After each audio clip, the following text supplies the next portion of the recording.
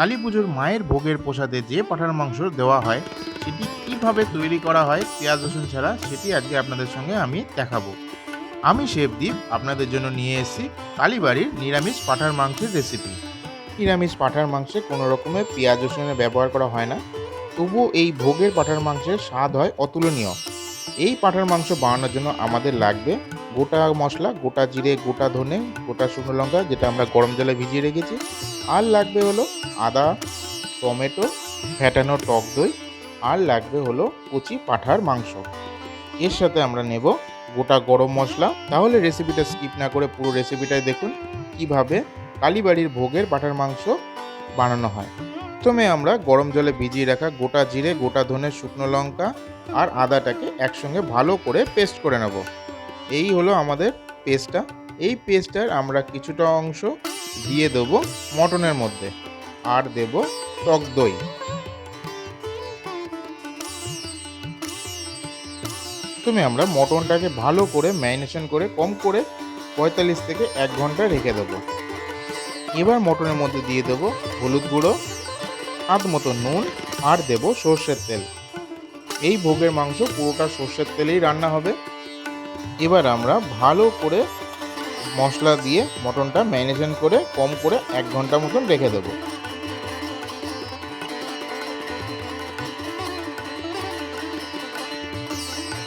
মাংসটা 1 ঘন্টা ম্যারিনেশন হওয়ার পর আমরা সর্ষের তেল গরম করতে দেবো।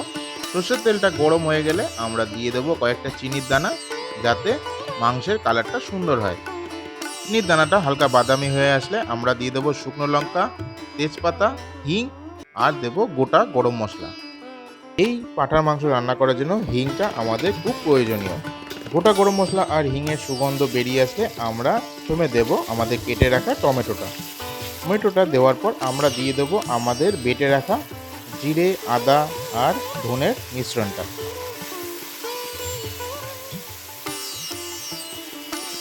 মশলাটাকে আমরা 2-3 মিনিট ভালো করে কষানোর পর আমরা দিয়ে দেবো আমাদের ম্যারিনেট করা পাঁঠার মাংসটা।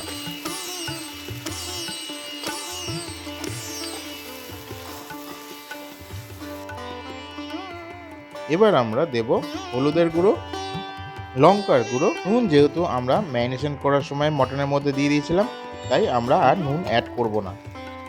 এই ভোগের পাঁঠার মাংস রান্না করার সময় গ্যাসের আঁচটা কমিয়েই রান্না করা হয়। ভোগের পাঁঠার মাংস যেহেতু মন্দিরে প্রেসার কুকারে রান্না করা হয় না, এটা পুরোটাই কড়াইতেই রান্না করা হয় আর কড়াইতেই সিদ্ধ করা হয়।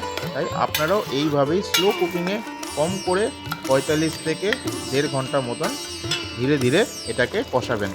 তাহলে মাংসটাও পুরো সুন্দর সিদ্ধ হয়ে যাবে আর স্বাদটাও হবে দুর্দান্ত।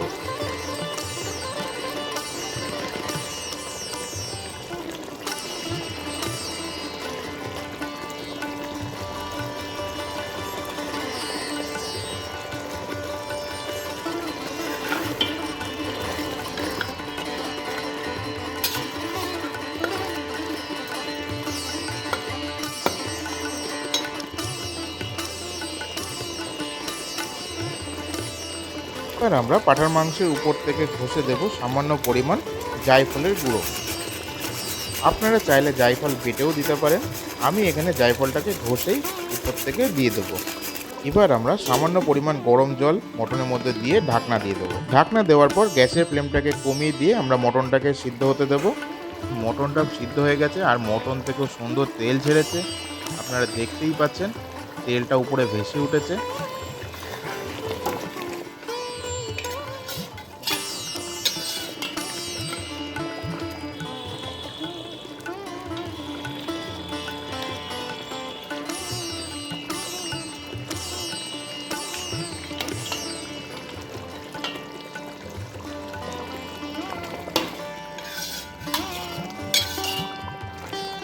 আমাদের ভোগের পাঁঠার মাংস সম্পূর্ণ রেডি হয়ে গেছে, মটন পুরোপুরি সিদ্ধ হয়ে গেছে।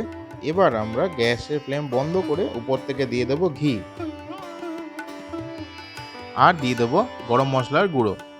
গরম মশলার মধ্যে আছে দারচিনি, এলাচ, লবঙ্গ, বড় এলাচ, জায়ফল, জয়িত্রী, আর আছে গোলমরিচ।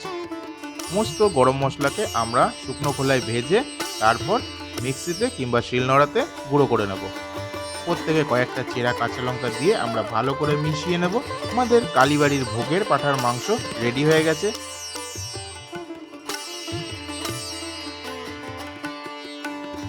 এই ভোগের পাঁঠার মাংস আর 5টা মাংসের থেকে সম্পূর্ণ আলাদা, এর স্বাদ হবে অতুলনীয়।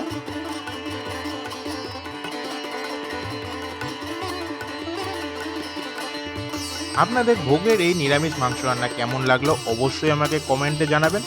যদি ভালো লাগে তাহলে প্রতিবারের মতন এবারেও একটা লাইক করবেন আর আমার চ্যানেলটাকে সাবস্ক্রাইব করবেন।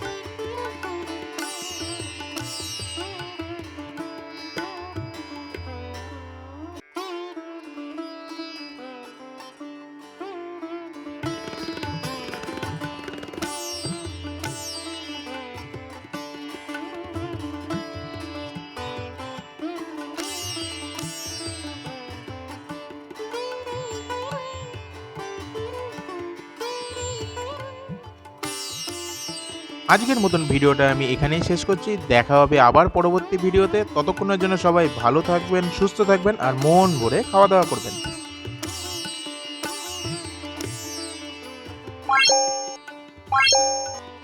Bye.